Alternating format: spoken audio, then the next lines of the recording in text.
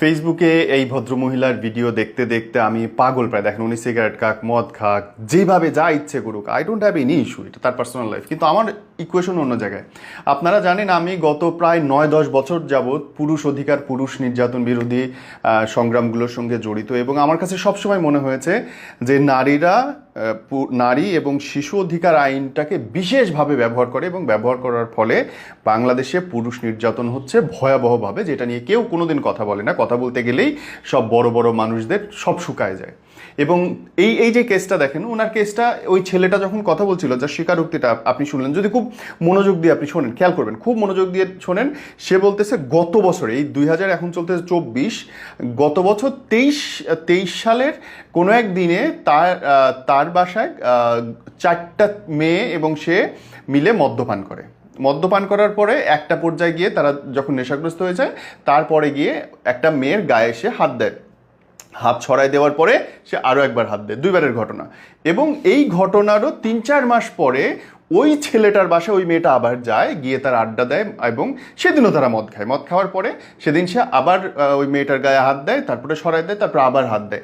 আমার প্রশ্ন, দুটো প্রশ্ন ভাই। দেখেন, নো মিন্স নো, এই ব্যাপারে কোনো কথা নেই। আমি না করছি, তুমি আমাকে টাচ করতে পারবে না। সে মদ পান করুক আর যাই করুক, ইট ডাজন্ট ম্যাটার।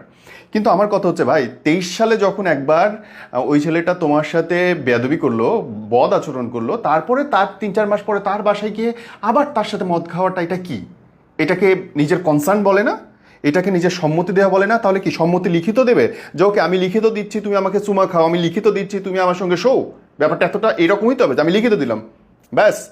তোমার সাথে একবার বাজে ঘটনা ঘটছে, তারপরে ওই ছেলেটার বাসায় তোমার যাইতে হবে, এবং 23 সালের ঘটনা 24 সালের অগাস্টে এসে তার বিচার চাইতে হবে।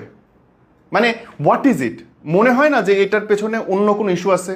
হয় ছেলেটা টাকা দিতে অস্বীকার করছে, যে ঠিক আছে গতবার টাকা দিচ্ছ, এবার টাকা দে, নাহলে ফাঁসাই দিব, ব্যাপারটা তো সেরকম মনে হচ্ছে, কিংবা অন্য কিছু হইতে পারে।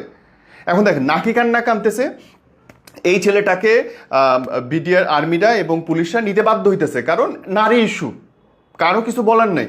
এখন সে কেস করতে পারে, এখন যে বিচারকের কাছে যায় কাইন্দা দেবে, অন্য ফেলায়, আমারে শেষ করে ফেলাই যায়। গত বছর করছিল একবার, কিছু কই নাই, এই বছরে করছিল, তার আগের বছর করছিল, কিছু হয় নাই, এই বছর এসে আমি আবার গেছি তার কাছে, আমার আবার ক্ষতি করছে। ওরে লে লে লে লে লে, এত নিষ্পাপ বাচ্চা দুনিয়াতে, এত নিষ্পাপ বাচ্চা, হায় হায় হায়। জানেন, বিশ্বাস করেন ভাই, মাফ করবেন আমার এই কথাটার জন্য, কিন্তু এই রকম কিছু কিছু মানুষের জন্য আমাদের সমস্ত নারী সমাজের মা বোনদেরকে দেখি লজ্জা পাইতে, রীতিমতো লজ্জা পাইতে। অধিকার আমরা প্রত্যেকেই চাই, নো মিন্স নো থাক, প্রত্যেকেই চাই একজন আরেকজনকে সম্মান করতে। কিন্তু ভাই, তামাদি কেস 10 বছর পরে গিয়ে আমার বললে যে ভাই এখন তোমার আমার ফাঁসানো দরকার, এখন কিন্তু এটা কিছু কই দেবো। একবার সোশ্যালি আপনি তাকে জাস্টিস করে ফেললেন ভাই, সোশ্যালি ওই ছেলেটার কেরিয়ার কই যাবে, ওই ছেলেটার লাইফ কই যাবে? আপনারা গোপনে গোপনে কি করছেন সেইটার বিচার আপনি প্রকাশ্যে এসে সেইটা করতে পারেন না। আইন, আদালত, বিচার ব্যবস্থা কোথায়? হাত জোড় করে অনুরোধ করি, অন্তত এখন তো পারেন না। এখন তো আপনারা ভারমুক্ত রাষ্ট্র প্রধানরা, এখন তো পারেন। নারী এবং শিশু, এই বিশেষ আইনটা শুধু শিশুদের জন্য থাক।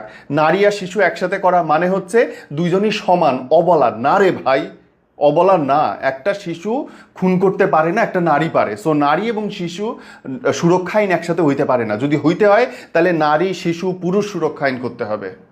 মাফ করবেন আমার কোনো কথা শুনলে, কিন্তু এরকম মানে রং ঢঙের কথা শুনলে আমার গায়ে জ্বালা করে। ভালো থাকবেন। পুরুষ জাতির কেউ নাই। হাসতেছেন এখন, হাহা দেন, 2 দিন পরে বিপদে পড়বেন, তখন বাপ বাপ করে বললেন যে এ আইন বাদ করো।